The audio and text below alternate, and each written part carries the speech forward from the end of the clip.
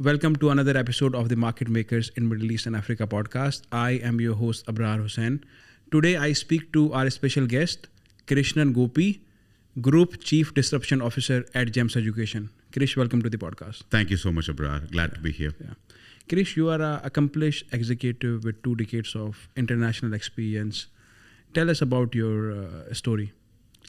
Okay, so I can explain myself as somebody who loves to lead teams, transform organizations, and create long-term value. Born and brought up in a beautiful village called Ambasamutram in south of India. I grew up thinking that I will one day become a police officer. Right? When I started the college, then I realized that technology is my passion. So I got myself equipped as a hardcore C, C++ and Java developer. 24 years of experience, out of which 19 are spent in banking financial services. Started off as a entrepreneur, had built 2 companies, had a great exit, for both of them. I've been leading transformation teams for Fortune 100 companies like Citigroup, Fidelity Investments, and been in the region for the last 16 years. CIO, CTO, CDO of FAB, Bank Muscat, Qatar Islamic Bank, Al Hilal Bank. And for the last 5 years, I'm the Group Chief Disruption Officer of GEMS Education with 230 plus schools in 13 countries. When I'm not at work, I love wandering in nature. I have deep passion about forests and thick woods and things like that. And I also run a small philanthropic initiative called Giving is Good. This is about spending a portion of your monthly salary in providing computer equipments to schools that has not seen any. People who have only seen globes in the plastic globes in their schools suddenly can now have access to the world due to this technology that we provide to schools, etc. So, creating that kind of an impact is also something very personal to me. That's about me, Abrar. Yeah, thank you, Krish. And glad to hear about your philanthropic initiatives and about you. You have an interesting title, Chief Disruption Officer. Let us begin understanding what is Chief Disruption Officer means and what you do. Yeah, I get this a lot, right? So why don't we first define what is disruption? Disruptive innovation or disruption means creating a new product or a value proposition that can replace the existing offering by something exponentially better. Now, we are living in a world where every single industry is being transformed by technology. Now, so innovating is not going to be enough. You need to disrupt it. Innovation is a incremental thing, and disruption is an exponential thing. So companies realize that you need somebody to look after disruption as a whole. Now, Chief Disruption Officer is not a new title if you really look at it. It was first made famous by GE in 2010. And now most of the Fortune 100 companies are doing it. Most of them don't call it as disruption officer, but some of them do, etc. So what's Chief Disruption Officer do? In simple terms, when there are other CXOs that are looking after business growth or business risk or operations, the CDO is preparing this organization for tomorrow. Now, a CDO is responsible for reviewing, analyzing, researching what kind of exponential technologies are out there and how is that replacing the industries one is in, and what are all the different things that are happening that will impact the industry, and what is your competitor doing, and then coming out with a disruption strategy and implementing it to give an answer to the industry call or to be the market maker to start with, and create that collaborative environment within and disrupt from within while then you can go and disrupt the market. And also cultivate that experimentation and disruptive innovation in the organization, so that as an organization you can grow into what's your next phase. That's CDO, yes. Perfect. This, very interesting title, and glad to know about this whole CDO thing and what you do. So, Krish, what I learned from you that you spend most of your time or years of experience in banking as CIO, CTO, running the technology division of various banks, and now a disruption officer at the education. So how did you kind of prepare yourself for this role, and how you kind of become CTO at an education company? You're right, Abrar. I'm probably new to education. I'm 5.5 years in education. I believe, regardless of any industry, a technology or a technology leader is supposed to be responsible for 5 yes. Let me explain to you this 5 yes. Number 1 yes is sell more. Yes, you are technology, but you are in a business, so you need to have the technology to, sell more whatever product that you have. The second yes is about serving better. So you need to ensure that the customers are happy, they are feeling good about the product that you are serving, etc. And you have to retain them as well. So serve better is the second yes. The third one, technology has to create a sustainable future in the digital world. So that is something that technology has to do, for the organization. Fourth one is securing assets. Your assets could be your data, your physical assets and things. How do you secure that? Now, while doing all 4, you also have to save cost. So this 5 yes, whether you are in banking or education or real estate or government, is absolutely a must. Yes, you're right. I came from banking to education. I have taken the digital transformation maturity of banking and I've tried to bring it to education, because banking is some industry that has been digitally transformed for some years, unlike education. Banking is also a very regulated, rigorous industry as such. That has given me an idea of how to keep control of the processes, policies. How do we ensure that that kind of a rigor is brought into education. So in all, my banking experience has helped in doing my job. And you mentioned about technology. So take us through the technology disruption journey at GEMS that you took, and how you transformed the company. Yeah. So the way we do a lot of things have changed, Abrar. The way we communicate, the way we commute from one place to another, the way we shop, the way we bank. A lot of things have changed, and technology has literally transformed the way we live. But education has not changed for more than 100 years. The way we taught our kids, the school structure, one person standing, another person, 10, 20, 50 people sitting and learning, that hasn't changed. And governments have not spent as much as money on education as they have done on health or infrastructure, etc. Now, when pandemic hit, the world changed upside down when it comes to education. The so-called developed countries also were struggling in maintaining the education. 1.8 trillion learning hours have been lost. 14% of global GDP has been wiped off. 24 million students are on the verge of going away from education and going into child labor and things like that. Now, you would have thought education technology should have helped, but frankly not, because on an average school we use around 18 to 24 applications. It's all built 20 years ago, a spaghetti architecture, etc., built on narrowly focused on solving 1 or 2 problems and things like that.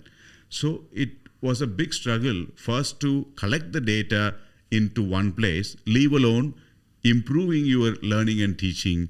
And on an average, teachers spend around 60% of their time in non-teaching jobs. So edtech's fragility, the ecosystem's fragility was exposed by pandemic. Now, GEMS education, the story was entirely different. Thanks to our investments, we been preparing for this kind of adversity and disrupting the education as well. So when the ask for UAE, where we were said we have to go into online education, we were probably only one, if not a few school groups which said, when shall we go? Can we go tomorrow? That's the kind of a readiness that was there. And that kind of readiness did not happen overnight. Our disruption journey was simply, how do we disrupt from within? How do we create capabilities for the needs of education of today and tomorrow? How do we ensure that we look for what's the future of education, etc.? We had a 5-year journey. We took the following themes: customer experience, innovation, data and analytics, consolidation, process automation, information security. These were the themes. And how do we, in a 5-year roadmap, look at areas that we should, disrupt within and externally, etc. Now, the results are there to see. Our innovation, our disruption has resulted in millions and millions of dollars saving for us, and 100% adoption of our own internal suite of products, and saving around 20,000 man days of efforts on a yearly basis, and huge upliftment of NPS scores. And every single school of ours rated digitally the highest rating by the government authorities. The benefits go on and on. Now, central to that is we have created a super app, an education product that's being valued at hundreds of millions of dollars. It's called LearnOS, Learning Operating System. What is it? From A to Z of everything that you need for a K-12 school to succeed, imagine having that in one single platform.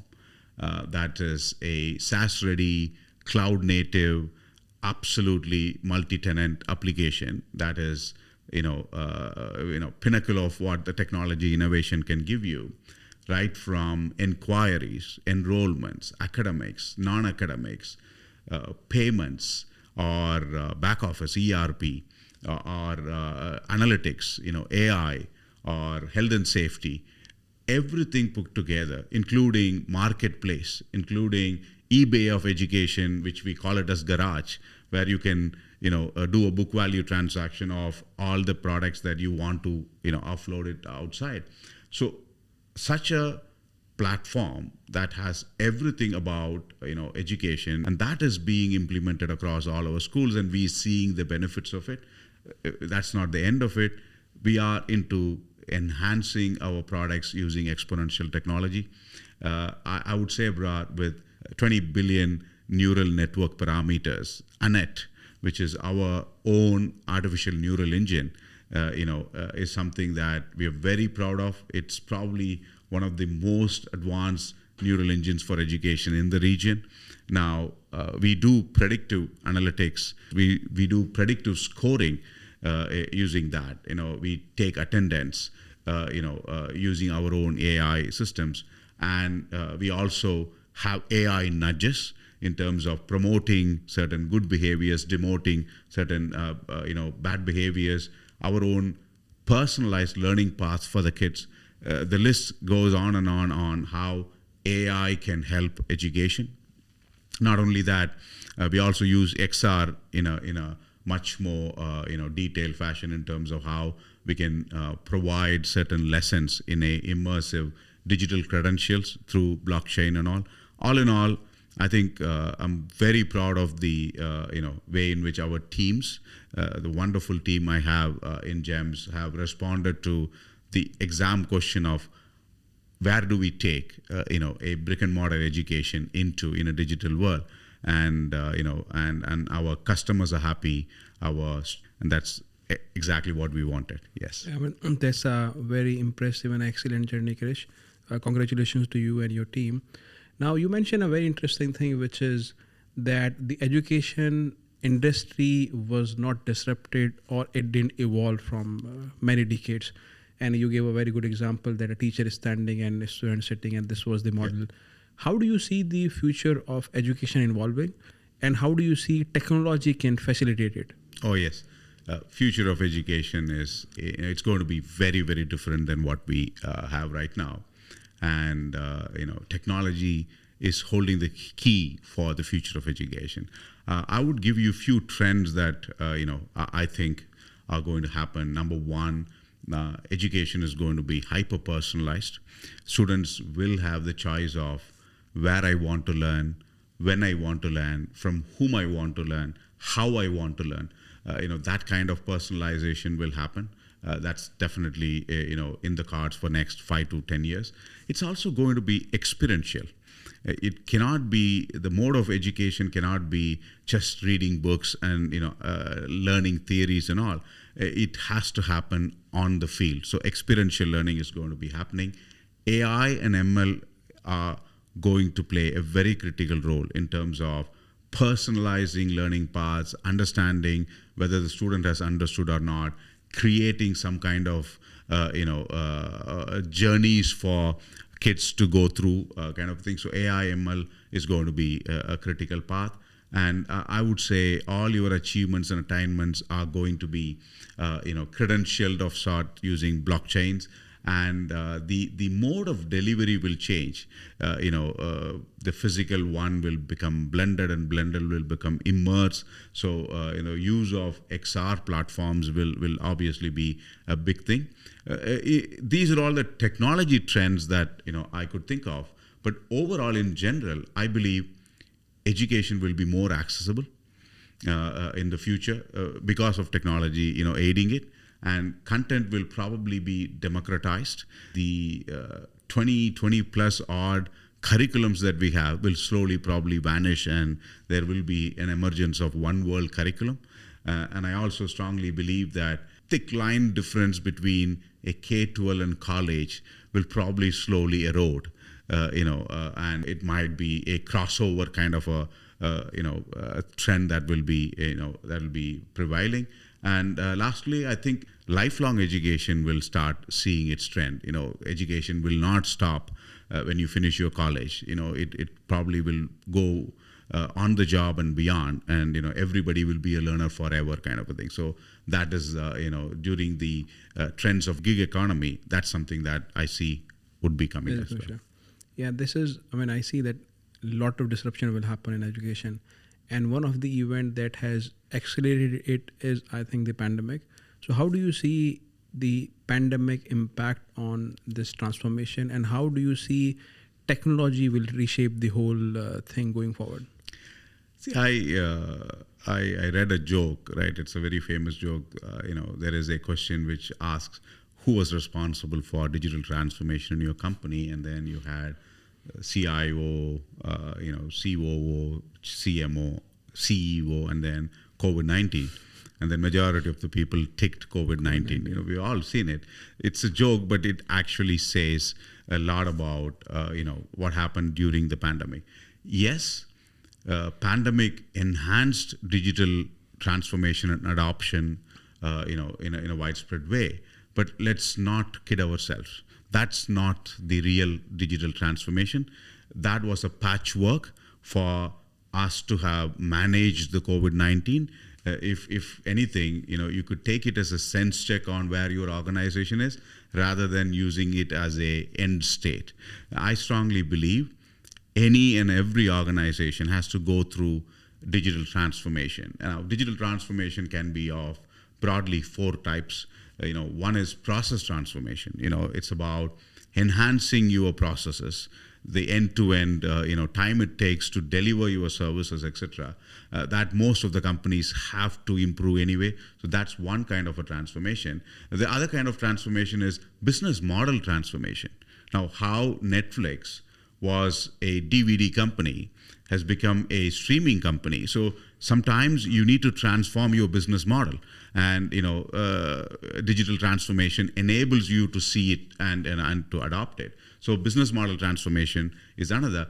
Some companies go through domain transformation as well. Regardless of all 3, your company has to go through organizational transformation as well, in terms of the leadership, in terms of the target operating model that in which you operate, that has to be transformed as well. I believe the following three technologies abroad will change the way the world is seen today. One is AI, and I can tell you we haven't seen anything in AI yet. ChatGPT 4 and all the other AI apps that are out there, they all come under artificial narrow intelligence, ANI. Now, there is a bigger form of it, which is called artificial general intelligence, and we probably will take another 10 years, if not 15 years, to come into AGI. And AGI is where artificial intelligence will become almost equivalent to human brain, and the applications are absolutely a million times better than what ANI is. And AGI will transform into ASI, which is artificial superintelligence, and we do not know yet as to when that is going to be formed. So all in all, artificial intelligence is going to transform lives. The second one that I think will change the entire space is gene editing. I think gene editing is a technology where you absolutely change the DNAs of living forms, including humans. That will open up limitless opportunities in terms of correcting genetical diseases and also probably powering up human capabilities even more in ways that we can't even imagine, kind of a thing. And of course, quantum computing, the third one, that works on the basis of quantum physics and quantum mechanics, and is going to be faster than anything that we have seen in the the current space. In fact, the quantum computing is going to be 158 million times faster than the best supercomputer that we have. So AI, gene editing, and quantum are going to be those three technologies that I believe will shape the world. Yeah, quite interesting, Krish, and mainly on the AI. I think the impact will be huge. Now, you had a very successful transformation at GEMS. What advice will you give to other technology leaders in the region, how they should take this transformation journey? Well, I believe, any transformation, big or small, requires a clear vision, a strong leadership, and ability to adapt and evolve as we go are the most critical things. I believe, if I were to advise, I would start with context is the king. Now, you need to understand what is your organization's North Star. That could be very different to, even in the same, industry, some other organizations. So it's about understanding the context, understanding, what works for you, what is your North Star is a key. And I don't think one size fits all here at all. What worked for your neighbor, and another successful company may not work for you. It all depends on your organization culture, the technology maturity, the people, and your spending ability, your risk taking ability. So there is a lot that happens. I think it is important to come up with your strategy rather than a cookie cutter approach of, okay, that worked for that person and that company was successful, why don't we adopt it, kind of a thing. And it's not boiling the ocean at all. It's not a big bang. You can't suddenly one day come and say, hey, tomorrow we will transform. It is a journey. It is a process of getting small wins first and proving the concept, having a long-term vision, but small successes, are very, very important. Small milestones are important. And you can't do it alone. However smart and, capable you are, you absolutely need your team support, your organization support, your partnership ecosystem support. We don't have to reinvent the wheel. So sometimes bringing all of them together is also a very critical thing.